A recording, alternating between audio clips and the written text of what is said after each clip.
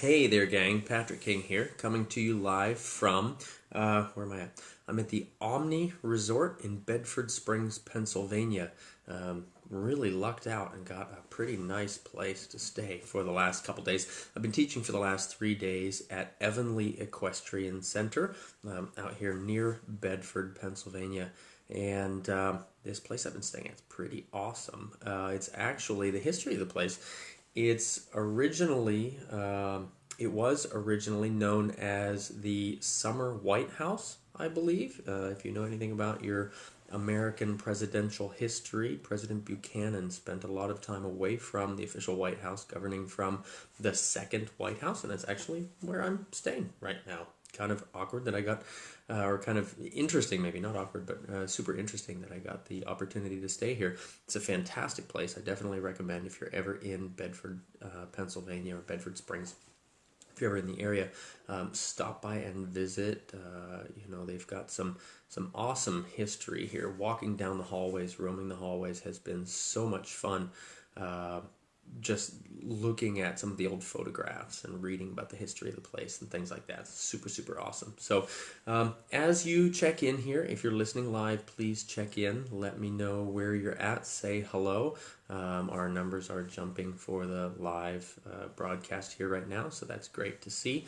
I was looking over some history, some old videos that I've done, and it looks like my first live Q&A video was about 3 years ago, and I've done a couple hundred videos actually since then. So pretty cool to see that. Done quite a few videos. Been on here to chat with you guys quite a bit since then.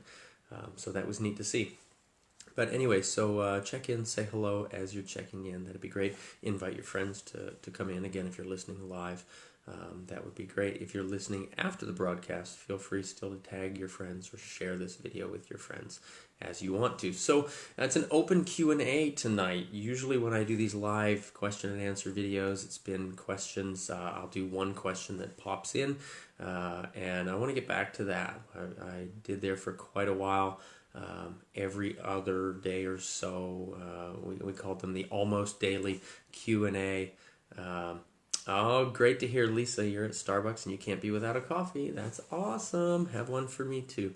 Anyway, but looking forward to getting back to that. So, feel free to submit your questions. Hopefully, we'll have time tonight for some viewer submitted questions. But we've got some questions that have come up to us. I've got them pulled up on the laptop here in front of me. Some questions that have come up in our discussion group and also on our Facebook page. If you're not already part of our Facebook discussion group, please check that out.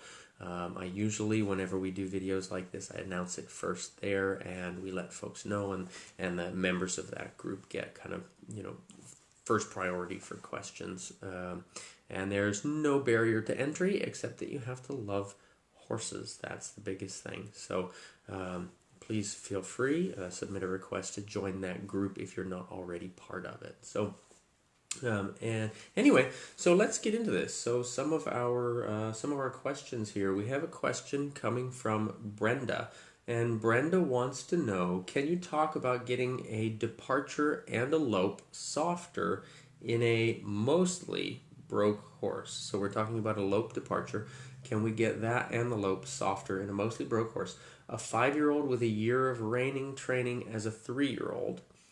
Soft and controlled. The walk and trot, he moves all his body parts, etc. He just gets stiffer at the lope, but he doesn't run off, and he'll do a flying lead change. So if I'm riding a horse and I'm thinking about the lope itself, so we're talking about the departure getting better and the lope itself getting softer, and I'm assuming more balanced. She says he just gets stiff, and he's not running off, and he will do a flying lead change, but he gets stiff. So that to me, and of course I would have to see, Brenda, I would have to see your horse going to make a distinction like this, but that sounds to me like he's not maybe engaging in his core enough. That's pretty typical for the horses that I see. If they're a little stiff, a little bracy, it generally means that they're not activating their core. They're abdominal muscles, their haunches enough. Now, so I'm going to look into the question a little bit more here. A 5-year-old with a year of reining training as a 3-year-old. So I'm going to just make a guess on this, that this horse has maybe a little bit of a headset kind of an idea that he's coming low and round as he's going around, as that's something that's favored in our reining training. Not good or bad, just favored in our reining training. But what I'm thinking is the case is it sounds like he's pretty heavy on the forehand. Typically, our horses that are heavier on the forehand are stiffer, particularly in the lope, in both the departures and the lope itself. So what we want to think about for that, Brenda, is number one, proper rein back. Lots of great proper rein back. I would say proper rein back cures everything but pink eye. And if you're reining back to the pharmacy, you can probably cure pink eye with the rein back that way. So the reason that I say that is that the rein back actually improves encourages the horse to use all of the proper muscles that they need to use in collection, that they need to use in carrying the rider in proper balance. And to me, I talk about the rein back as having 6 elements in order to be a proper rein back. The haunches coil or engage. The withers, the thoracic sling, lifts. The top line rounds. That doesn't mean head down. It means the whole top line rounds in an arc. So the pole is going to be the highest point of that generally. The feet diagonalize instead of dragging in 4 individual steps. There's 2 steps in that, in diagonal pairs. The horse becomes supremely light to the rider's aids, to the point where you wouldn't probably do it, but you'd feel like you could give the reins away and still ride him backwards. And there are several consecutive consistent steps, 6, 8, 10, 12, whatever. My guess from reading the question is that Brenda's horse is kind of heavy on the forehand, though. So I would be thinking a lot of rein back in that, to help to develop the proper carrying muscles, to help to strengthen those muscles. And I could be wrong, but I have yet to find another exercise that would engage the horse and that would strengthen the horse as well as a proper rein back does. So that's the rein back is a great go-to exercise for me. Proper rein back, not just going backwards, right? But also something that I would think about with that is riding the lope or riding the canter on a horse, whether it's a reiner or a dressage horse or a jumper or whatever. Riding the canter, riding the lope, for the sake of the canter or for the sake of the lope, generally does not improve the quality of the canter or the lope.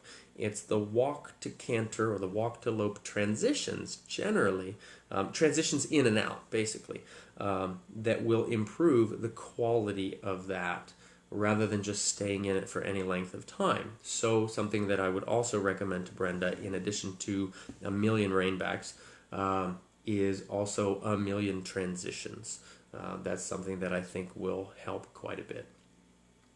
Because, again, without seeing the horse, my guess here with all of this, it sounds as though our horse is a bit heavy on the forehand as he's going along here. So hopefully, Brenda, that helps to answer your question a little bit there.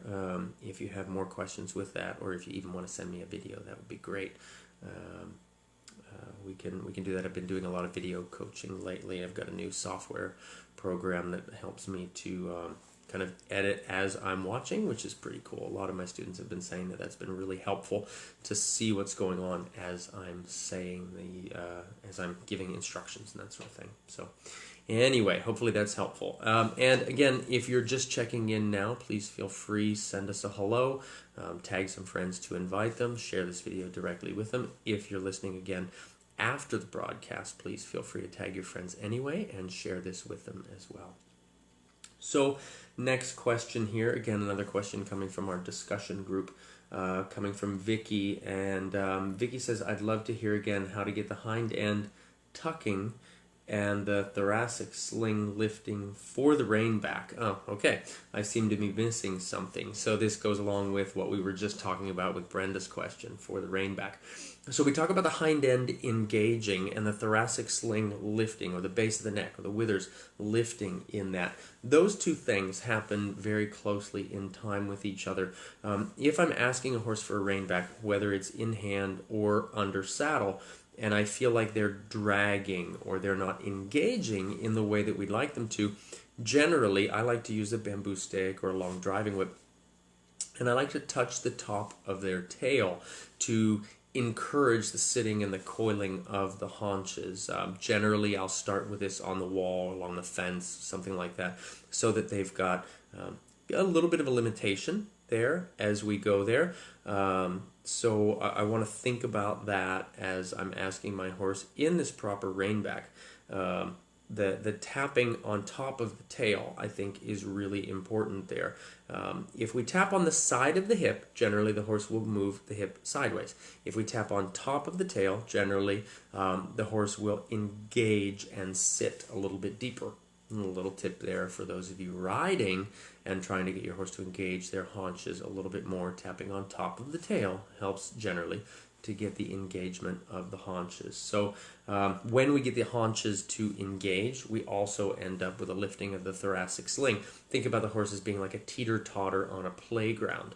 When the hindquarters drop, the thoracic sling tends to lift, or the base of the neck or the withers tends to lift.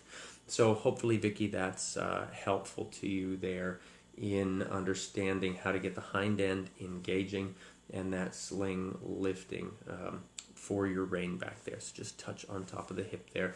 Just a little tap, tap, tap as needed.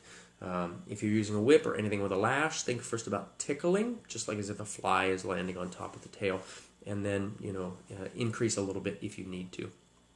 And you'll find pretty quick you won't even need to do that, and your horse will be backing soft and engaged and round and all of those other pieces that go in with that. So yeah, hopefully that was helpful, and thanking you so much, everybody who's checking in here.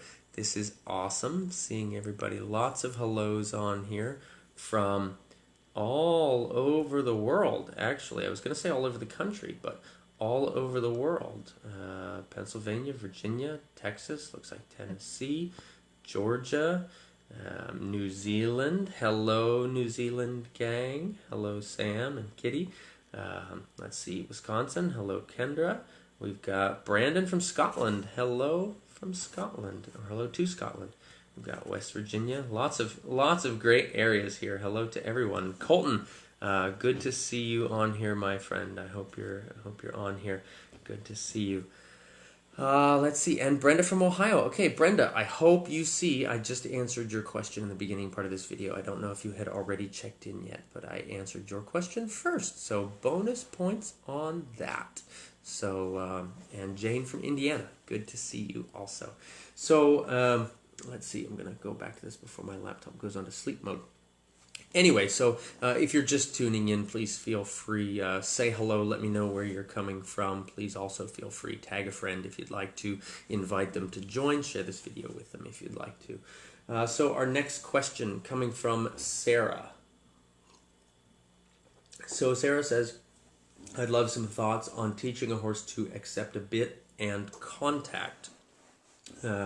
I have a 12-year-old gelding I bought 4 months ago. I've tried 4 different bits on. I've had his teeth done a month ago and had his mouth checked by 2 vets with no issues found. I love that you're taking care of that side of things. The only thing I would add to that is also if the vets are not specializing in equine dentistry, first I would say let's contact a specialized equine dentist also for that. Let's see. So I have tried a French link snaffle, a regular snaffle, sweet iron, and a copper snaffle, and a tender touch. I've seen a couple different bits referred to as a tender touch, so I'm not going to pretend to know exactly what she's talking about there, but I think I have an idea. And he was supposedly ridden by the previous owner in a tender touch. He doesn't like any of them. I've gotten him to the point now where I can bridle him, but any contact at all and he fights it. My trainer came up with a good solution in that he wears the bridle and bit so that he gets used to the bit in his mouth, but I also have his halter and lead rope, which I use. Okay, so he doesn't have any pressure or contact on the bit. It seemed to help a lot, but I need to learn how to help him accept the bit for when we compete in working equitation. That's cool. I'm seriously considering getting a Bosal, but since I don't know how to ride in one, I'm hesitant to go to that until I'm more confident in how to properly ride him in a Bosal or in a Hackamore. So, Sarah, I'm going to answer actually the last part of your question first about the riding in a Bosal, riding in a Hackamore. The idea of riding in a Hackamore, the Bosal is simply the nose band, right? With the hanger and then the Makate, all of that together is considered the Hackamore. So when we're riding in a Hackamore, there's definitely a knack to riding in that, and that's something that a lot of riders feel uncomfortable with doing if they've not experienced that before. So I like that you're recognizing that. So one of the things that I'm going to say, I don't know if Colton is still on here, if he's listening, but my friend Colton Woods from Colton Woods Horsemanship, you can check him out online through I think just about any social media outlet now, if I'm right, Colton. But if you look him up, I believe that he just released a video course or a video series on riding a horse in the Hackamore. So that's something I'm going to definitely defer to Colton because he's put out some really great content. He always does. And I know whatever he's put out with riding in the Hackamore has been great. So, Sarah, I'm going to recommend that to you and to anybody else who's listening. If you're looking for more information on properly riding your horse, properly preparing your horse for riding in the Hackamore, Colton Woods at Colton Woods Horsemanship is somebody to check out for that because he's got some great content out there about that. Anyway, so going back then to some more. Let's see, Sarah, you're talking about competing in working equitation. Awesome. Cool to hear. Working equitation is such an awesome new upcoming discipline here in the States, originating in Portugal and in Spain. It's a fantastic discipline. So great to see it coming over here in the States and elsewhere too in other countries. Let's see. So you've tried several bits. You've had his teeth taken care of. That's great to hear. Again, make sure that we're checking out also with an equine dentist, a specialist in equine dentistry, if the vets that you've already talked to are not specialists in that, because it's a whole different specialty in itself. The idea of allowing your horse to wear the bit while you're working him with the halter and the lead rope is a good idea. It will help him to get more comfortable with that. One of my cautions about that, though, one of my caveats, is that it helps the horse to get comfortable with it just hanging in the mouth, but it doesn't necessarily help him to get comfortable with it being active and offering direction. So we want to make sure that we pepper that in as we go. Just because we ride him with it hanging in his mouth doesn't automatically mean he's going to be okay with us using it, right? So without seeing the particular issue, Sarah, that your horse has got going on with the idea of the bit, it's hard to say exactly what we need to go to. You said, or it sounds like maybe you were having some challenges bridling him also. So I would be looking at potential TMJ tension, potential tension in the atlanto-occipital joint, so his pole, that what we generally refer to as the pole, things like that, to make sure that all of that is soft and loose so that when we use the bridle, when we talk with the bit, that he's in a place of acceptance of that. And that would also then be my first place when I'm working with him with the bit. I would simply pick up the rein and wait. And if he gets bothered by it, I would hang out there and wait until he softly yields himself towards the hand, in this case, towards the bridle, softening into that. That's going to be, honestly, a big piece of that. And you might work with that several times on the ground before you ever do that from the saddle. Just opening the rein or holding the bit ring out to the side and waiting for him to release himself into that. Rather than, and I want to caution against this, it's not about pulling his head to the side.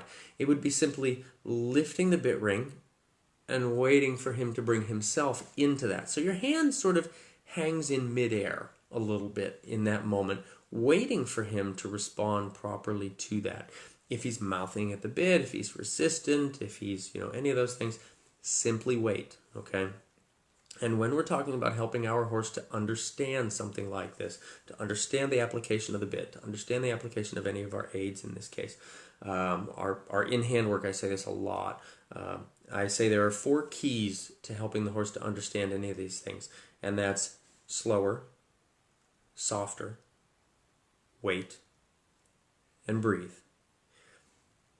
I would be prepared, if I were to lift up the ring of that bit, I would be prepared to stand there for an hour, if that's what it took, for 2 days, if that's what it took, for a week, to wait for that horse to come underneath the bit ring, in that case, for him to yield to that softly. Chances are it's only going to take him a few seconds, maybe a couple minutes at most. But I think you'll find, Sarah, that helping him from the base understanding there, it sounds to me like he missed that part of his education in really understanding the basics of following the aids of the bit there. So hopefully this helps you. And you would carry that then laterally, left and right, and then you would ask for that in the rein back a bit, and then from the saddle you would start the same way, just lifting the rein out to the side, waiting for him to come underneath it, lifting the other rein, waiting for him to come underneath it. It's not you pulling, it's him coming into, and thereby giving himself a little bit of slack, a little bit of softness, a release of the contact in the reins.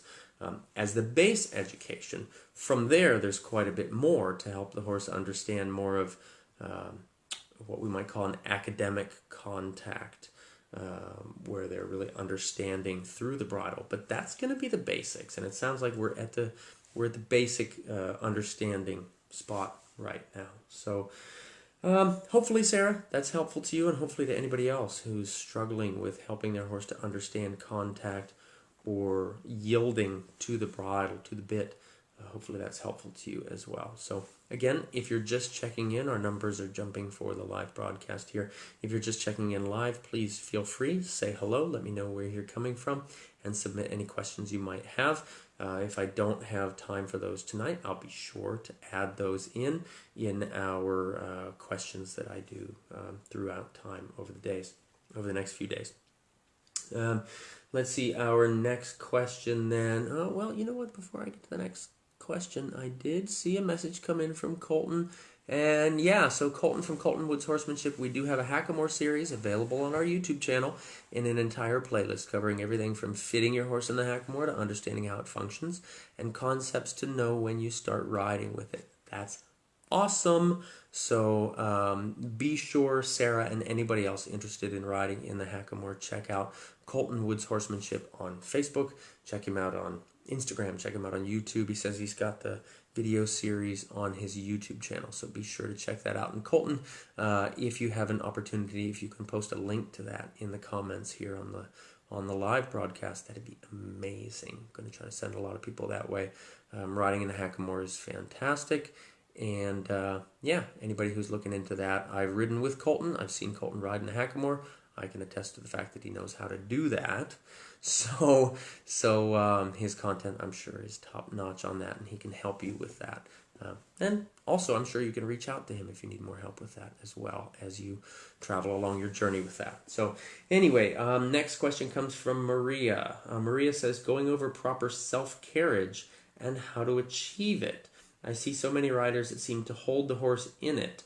What do you feel when you get it? Oof. Goodness, I need a drink for this. So, Maria, when we're talking about proper self-carriage is an easy term to use, but a rather challenging term to actually understand and something challenging sometimes to achieve in the horse. We talk about the horse's natural balance. When he's by himself, that would be what we would probably refer to as his self-carriage. The challenge when the rider climbs on is that the horse carries 2/3 of the weight of the rider and the tack on their front end and 1/3 on the haunches. And so the challenge here is that when we're sitting on them, self-carriage is really different than a horse just carrying themselves with a rider on there, right? So when we think about the horse, let's say in trot, the horse in trot carries 50% of the weight on the forehand, 50% of the weight on the haunches. When the rider is on there though, because of our weight, we put more weight to the forehand than the horse is carrying in the haunches.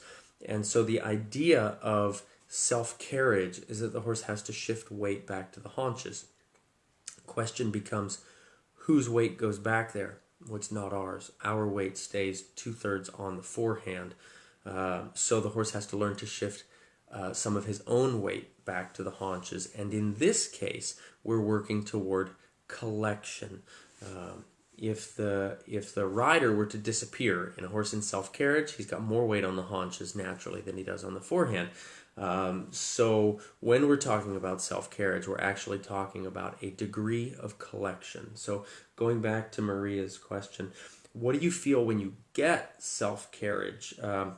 Basically, you feel balance. You would feel a horse that's slightly more uphill in front of you because of the natural weight ratio, the weight distribution changing to the haunches. And you would feel, we use these terms like impulsion and connection and throughness and balance and self-carriage and all this stuff that a lot of the time seems just like empty words if we're not really understanding what they mean. So throughness in a horse is where you feel like there's no blockage in energy coming through, and the horse is very light and mobile from the haunches through to the forehand and out in energy, out into space. And when we're talking in this case about self-carriage, again, that's the idea that the horse is carrying himself in his natural proper balance, which is challenging once the rider sits on there. So the horse has to develop more strength in the haunches. We do have this misconception that a horse carrying himself without the aid of the rider is the same as a horse in self-carriage, and that's absolutely not the truth. Because the horse just carrying himself of his own accord generally will end up on the forehand. Why? Because we've added weight to the forehand, so he can't help but be there. So this idea of self-carriage, the horse has to learn to mildly collect in order to shift more weight back to the haunches. So we see so many, Maria's question again, I see so many riders that seem to hold the horse in it. And yeah, that tends to happen because we think too much about contact, right? We think about that idea of contact with the reins without maybe having an understanding of what that contact should actually feel like. When we take a connection with the reins, it should help to engage the horse's haunches, but it should not weigh, basically, it shouldn't weigh anything in your hands more than the weight of the reins, stabilizing the bit in the horse's mouth. Stabilizing the bit. How much does that weigh? Less than this glass right here. If that gives you any idea of how much weight we should ideally have in the hands at that point when we're talking about self-carriage in this case. So the holding the horse into self-carriage, you're not going to hold him into anything.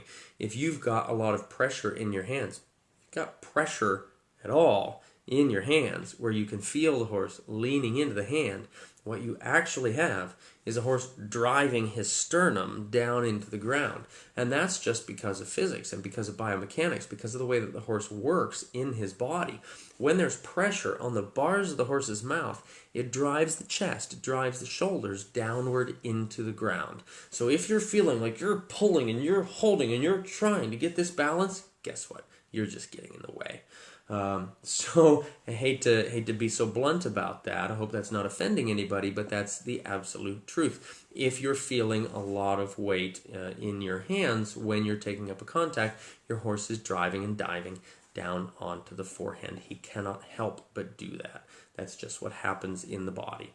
So you want to think about that lightness in there. And so Maria, when you're talking about achieving that self-carriage, we need to work on strengthening the horse's haunches. This is going to go back to the question that I answered for Brenda at the beginning of this broadcast about strengthening the horse's core, strengthening the horse's haunches, and that oftentimes the best work that I know to do that is the proper rein back. And rein back is a gait, just like walk, trot, or canter. Oftentimes we treat backing up like a movement or a maneuver, but the rein back itself, properly done, is a gait. And it's the gait of, I would say it's a gait of rebalancing, and it's a gait of strengthening, because it strengthens all the muscles necessary for the horse to carry the rider and for the horse to carry himself into collection. So Maria, for a horse that you might be dealing with that's struggling with this idea of self-carriage, I would be working again a lot on the rein back. So hopefully that's helpful to you, Maria, and to anybody else who's listening. Again, our numbers are still growing here for who's checking in with our live broadcast. So if you're just checking in, please feel free. Send us a hello. Let me know where you're from. We've got listeners from all over the world. This is fantastic. It's great to see you all. Hello to all of my friends and students and everybody around the world that's listening. It's so great to see you. Thanks so much. Again, if you want to invite some friends to listen here live, please feel free. Tag them in the comments section or share this video directly with them if you'd like to. We'd really appreciate that. So those are the questions, gang, that came from our discussion group on Facebook. Again, if you're not already part of that discussion group on Facebook, please feel free. Look us up. It's simply Patrick King Horsemanship. And then there's like a subtitle for it, Classical Principles for Modern Riders or something like that. So we want to think about that, join if you are not already a member of that. Feel free, submit a membership request. The only barrier to entry is that you love horses. So anyway, our next question here is coming from our Facebook page. So our Facebook horsemanship page. Question coming from Heather, and Heather asks for advice on rearing horses. My horse has been rearing on the lunge line and under saddle while riding. That's no good. The only thing I've found to have helped is to distract him by pulling him into a tight circle and then going off again. Sometimes I mount and he won't even take one step forward. Other times, it's during the transition from a walk to a jog, or sometimes after we've been going at a jog for a few minutes. Got my thinking cap on here. It doesn't matter if we're at home, in the arena, on the trail, or at a show. He seems to go better, not perfect, with consistent work, but even with giving him as little as a month off, we're back to square one. He is yet to completely flip over and fall, but I'm worried that it's a great possibility, injuring both myself and him. Any advice on what I could be doing to help him eliminate this? So, holy cow. So first, I'm going to talk about Heather's concern about the flipping over, flipping and falling over. I've been on, in my younger days, horses that rear and flip and fall, and nobody wants to be part of that. That's a pretty serious idea. So we definitely want to eliminate the challenge there. What can you be doing to help eliminate this? So I'm going to go back to he seems to go better, but not perfect, with consistent work. And even after giving him as little as a month off, we're back to square one. So what I want to think about is, when we're talking about developing a horse's fitness, having a month off is great for total downtime, but having a month off is not going to be developing our horse's training or our horse's fitness. So that's something that we want to think about right there. So as little as a month off, I would say, Heather, a month off is quite a bit of time, especially if we're trying to fix a challenge or if we're trying to address a misunderstanding or something like that. So that's something that I would want to be sure of, that we can devote more time to our horse's education in this case, particularly if we're working with a challenge. If everything is going great and he's in a good working program and you're ready to give him some time off, say through the winter, or because he's growing, developing, that sort of thing, giving him a month, 2 months, 3 months, hell, give him a year, it's fine.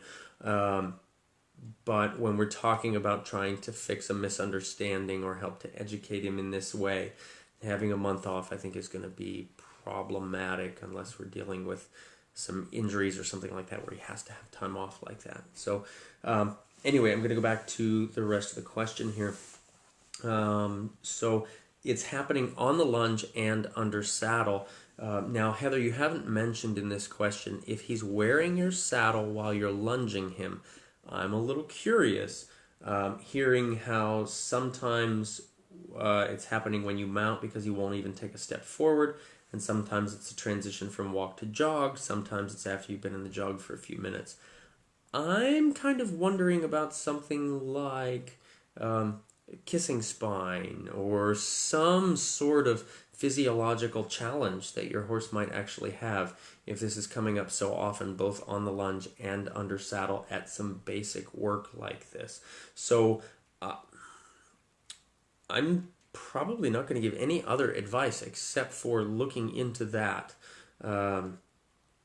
Aside from looking into, are you being empathetic to his needs? Are we helping him to clearly understand what it is we want? It sounds like you're really trying there. So I'm going to defer to, I would be talking to a veterinarian. I would be talking to an equine osteopath. I would be talking to a chiropractor. I would want to see what's going on that way inside your horse's body. I feel like potentially there's some other issues going on here rather than just a misunderstanding and him rearing. And again, this is without me seeing a video. This is just our question from our Facebook page. But Heather, that sounds like a pretty serious challenge that you need to get some outside advice for. So my first call would be to the veterinarian. My second call would be to an equine osteopath.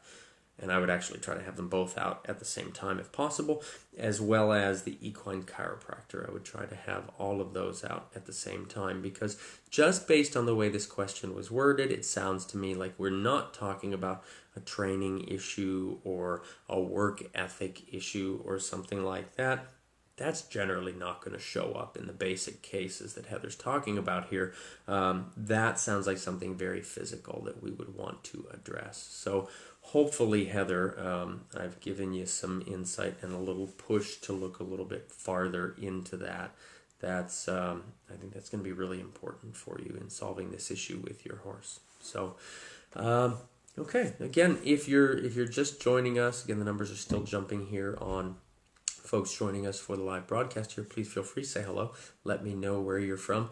Lori, good to see you, Lori. I was just talking about teaching for the last couple days here at Avonlea Equestrian Center. So Lori Shoemake is my clinic host here.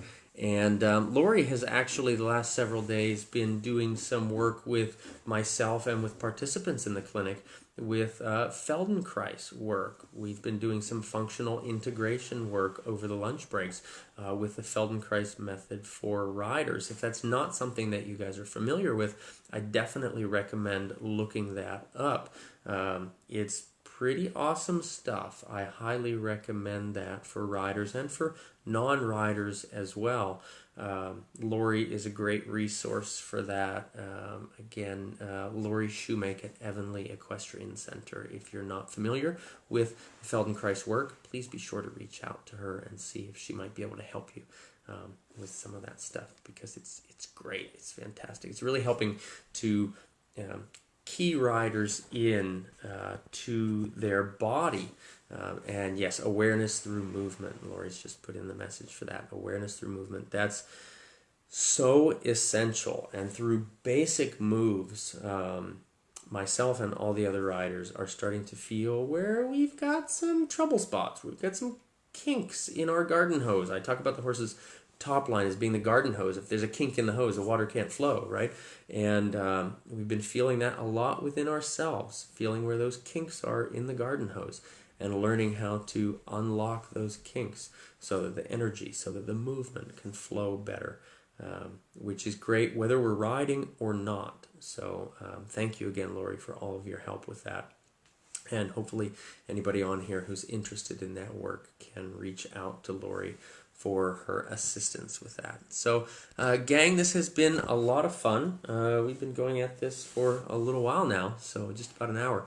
And again, looking back through the videos, it's been so fun to see that it's been about 3 years ago now that I did the first live Q&A video with this, and it's been a couple hundred videos since then. So any of the questions that have come in this evening, I'm going to be sure to add those to the list of the Almost Daily Q&A videos, and I'm going to get back to those. I promise you guys. I know we've talked about those. I'm going to get back to those again.